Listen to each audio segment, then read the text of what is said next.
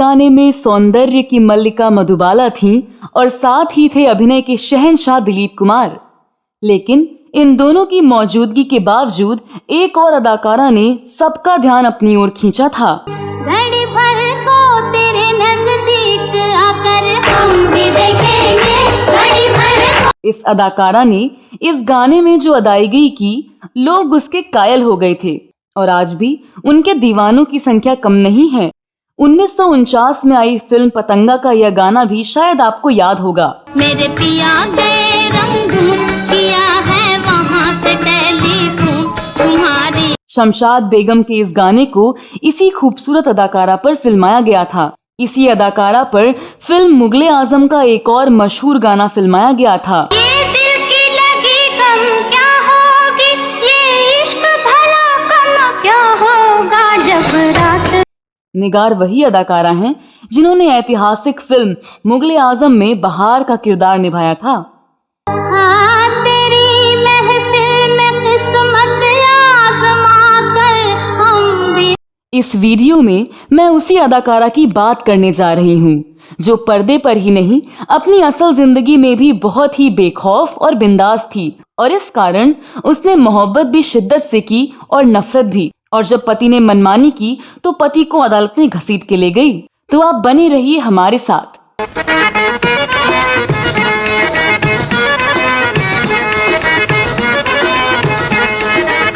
नमस्कार दोस्तों, मैं आपकी दोस्त और होस्ट स्तुति। दोस्तों, निगार सुल्ताना ने कम उम्र में ही अपने फिल्मी करियर की शुरुआत कर दी थी, लेकिन जब तक इनके पिता जीवित थे तब तक इन्होंने कभी भी अदाकारी के बारे में सोचा नहीं था। हालांकि स्कूल में छोटे मोटे प्ले में जरूर भाग ले लिया करती थीं, लेकिन अभिनय को अपना प्रोफेशन बनाने का उन्होंने कभी सपना नहीं देखा था। जन्म 21 जून 1932 में हुआ था। हैदराबाद से ताल्लुक रखने वाली निगार सुल्ताना के पिता एक फौजी थे। परवरिश भी एक ऐसे माहौल में हुई जहां पर बच्चों को सिर्फ निडरता सिखाई जाती थी। निगार सुल्ताना भी इसी माहौल में पली बड़ी थीं, जिस कारण वह बहुत ही बेखौफ और बिंदास थीं। लेकिन बिंदास और बेखौफ होने के साथ साथ वह बहुत ही सलीकेदार भी थीं। निगार उस समय बहुत छोटी थीं जब अपने दौर के मशहूर कलाकार जगदीश सेठी उनके पिता से मिलने आया करते थे। दोनों काफी अच्छे दोस्त थे। एक दिन अचानक निगार के पिता चल बसे। अब घर में सबसे बड़ी निगार के कंधों पर सारी जिम्मेदारी आन पड़ी थी।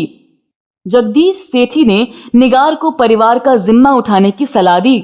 निगार का एक भाई था जो उनके लिए उनका सलाहकार और बहुत अच्छा दोस्त था। भाई बहन ने काफी सलाह मशवरा करने के बाद फिल्मी दुनिया में कदम रखने का फैसला किया। 1946 में आई फिल्म रंगभूमि से निगार का महज 14 वर्ष की उम्र में फिल्मी सफर शुरू हुआ था। उसके बाद उनके पांव सिनेमा जगत में जमते चले गए। 1948 में राज कपूर की फिल्म आग में निगार नरगिस और कामनी कौशल के साथ तीसरी अभिनेत्री थीं। निगार ने आग के अलावा पतंगा, शीश महल, मिर्जा गालिब, यहूदी और दो कलियां जैसी फिल्मों में काम किया। अब निगार का फिल्मी सफर बुलंदियों पर था। इसी दौरान उन्होंने मशहूर निर्देशक SM यूसुफ से शादी कर ली।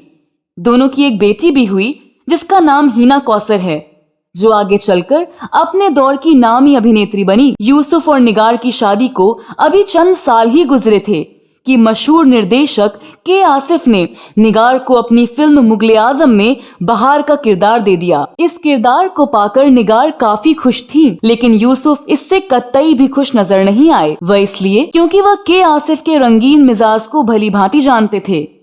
यूसुफ ने निगार से फिल्म ना करने के लिए कहा, पर निगार ने उनकी एक न मानी। इसे लेकर दोनों मियाँ बीवी में अक्सर तनाव रहता था। निगार जानती थी कि बहार का किरदार उनके करियर को बुलंदियों पर पहुंचा सकता है, लिहाजा उन्होंने इस किरदार को हर कीमत पर करने की ठान ली। इस बात को लेकर यूसुफ के साथ तलाक हो गया, लेकिन उनका तलाक भी उन्हें इस किरदार को करने से रोक नहीं सका। अब फिल्म मुगले आजम की शूटिंग शुरू हुई। निगार का काफी समय सेट पर गुजरा करता था। इस दौरान वह के आसिफ के काम के प्रति जुनून पर मर मिटने लगी थी। वह के आसिफ के इर्द गिर्द मंडराने लगी। वहीं आसिफ भी निगार की खूबसूरती और अदा पर फिदा हो चुके थे। दोनों तरफ मोहब्बत की आंख ऐसी लगी कि फिल्म की शूटिंग खत्म भी नहीं हुई थी और दोनों ने शादी कर ली। ये